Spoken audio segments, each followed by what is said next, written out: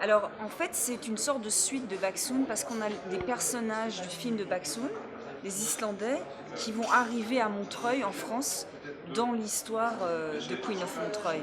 Donc, il y a certains personnages qui sont les mêmes, en fait, c'est pour ça.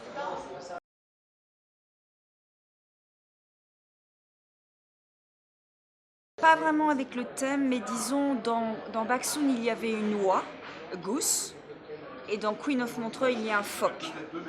Donc il y a un animal dans chaque film et qui vont beaucoup participer à l'intrigue dans l'histoire. Parce qu'en fait, Agathe, le personnage principal qui est joué par Florence Loirecaille, est en deuil, son mari est mort. Et elle revient d'Asie, parce que son mari est mort en Asie, avec l'urne funéraire. Et elle n'arrive pas à faire le deuil.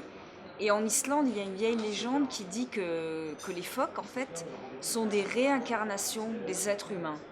Et que c'est pour ça qu'ils ont des yeux très intelligents et qu'ils sont curieux, et que donc il ne faut pas tuer les phoques, parce qu'en tuant un phoque, on peut tuer un ancien être humain.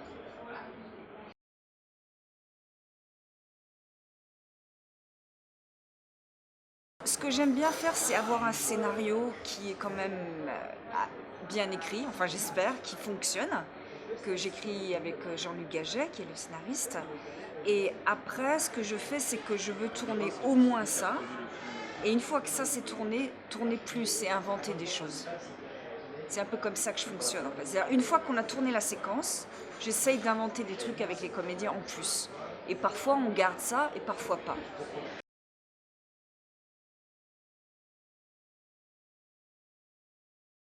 En fait, moi je suis née en Islande, ma mère est islandaise, j'ai la nationalité islandaise, et mon père est américain, mais ils se sont rencontrés en France parce qu'ils ont fait les beaux-arts. Et avec ma sœur, on a grandi en France, mais toujours en allant en Islande, en allant aux États-Unis, et un peu très cosmopolite. Et donc c'est mes deux cultures, c'est deux de mes cultures. Et je trouve ça toujours aussi intéressant d'amener dans une histoire des gens de l'extérieur qui regardent et qui trouvent ça bizarre. Ils ont du recul et ils se disent mais qu'est-ce qu'ils font là?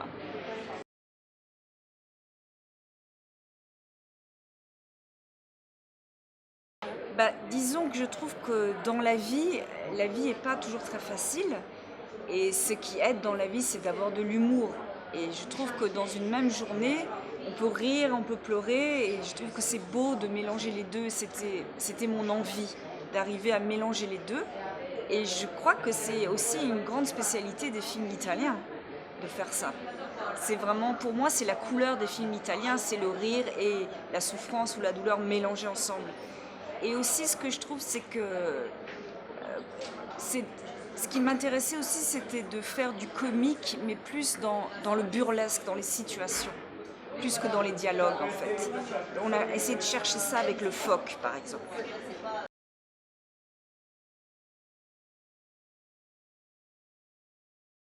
Oui, c'est le troisième film. C'est-à-dire que Teta, je l'ai rencontré alors que je préparais un film qui s'appelle Stormy Weather, qui avait été sélectionné à Cannes. Et je cherchais une comédienne islandaise pour jouer un personnage d'une femme qui refuse de parler. Et j'ai casté toutes les comédiennes islandaises larges entre 25 et 40 ans. Il y en avait plein qui étaient bien, mais je trouvais qu'on sentait qu'elles jouaient. Elle, elle jouait, elle faisait la comédie, quoi. Et un jour, j'étais dans un bar et j'ai vu entrer Teta de loin, je la connaissais pas. Et tout de suite, je me suis dit, c'est elle. C'est cette femme, c'est le personnage. Donc je suis allée la voir et je lui ai demandé quel est votre nom, quel est votre métier. Elle m'a dit je suis poète en tapant sur la table. Ça m'a beaucoup impressionnée parce que même aujourd'hui, moi, j'arrive pas à dire je suis cinéaste en tapant sur la table. Et je lui ai dit mais est-ce que vous voudriez bien passer des essais pour le film? Elle a dit oui, bien sûr. Et on est devenus très proches parce que c'est une grande personnalité. Et donc après, on a écrit pour elle Baksoon. Et puis après, Queen of Montreuil, j'avais très envie qu'elle revienne. Elle joue avec son fils, son vrai fils, Ulve.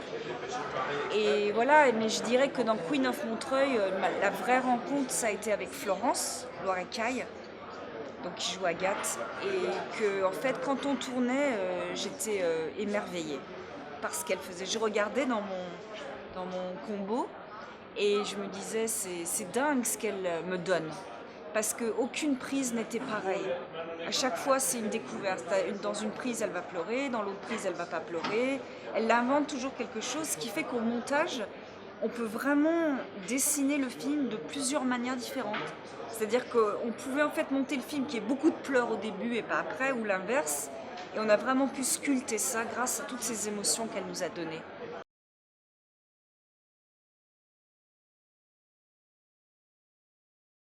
Alors en fait, c'est ce que Agathe s'imagine, c'est des visions.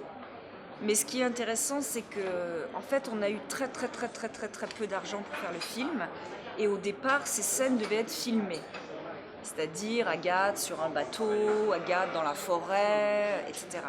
Et comme on n'avait pas d'argent, ou très peu, on a fait le film avec 500 000 euros, ce qui est rien, il fallait inventer autre chose. Et donc on s'est dit, mais pourquoi pas faire des animations en fait. Voilà.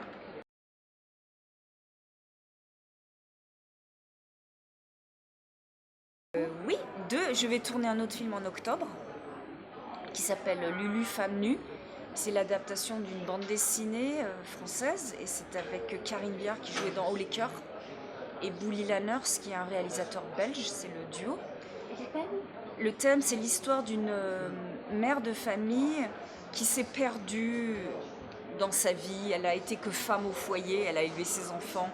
Son mari l'aime plus, elle est devenue transparente et un jour, elle quitte sa famille et elle prend la route.